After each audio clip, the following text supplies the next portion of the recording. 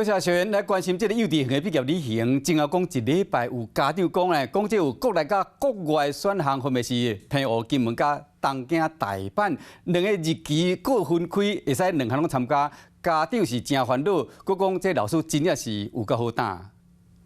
日本东京大阪双职工是真侪高中或者是大学的毕业旅游首选。即马含幼稚园嘛第二选项，互大班的囡仔会当尽早就飞国日本爽。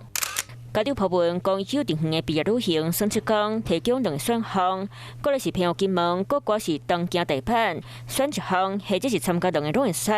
家长讲，虽然带囡仔出国6摆，毋过拢有爸母伫咧，即摆学校要带出去，无爸母陪伴是介烦恼。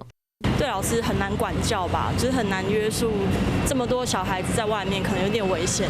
小孩子的记忆力还没那么强哈，我觉得是长大一点哦去比较有印象吧。家长没有跟那个幼稚园的风险就很大，我要是家长的话，我就不太放心了。 真侪网友认为，拢伫咧幼师老师较想要出国耍，佮讲学校是食着好打油花，家己带一阵幼囡仔要出国耍，讲家己带出国就添加鱼类咧，而了幼稚园的心脏真大粒，家长烦恼除了行程真贵，嘛有风险的因端。这种属于是特殊行程，不同点进出来讲。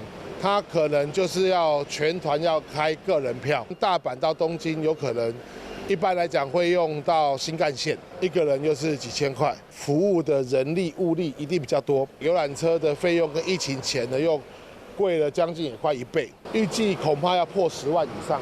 认真，近日嘛有几座幼稚园毕业旅行有出国的，学校邀请爸爸妈妈同齐来，除了共同创造欢笑，嘛减轻豆税负担和家长的操烦。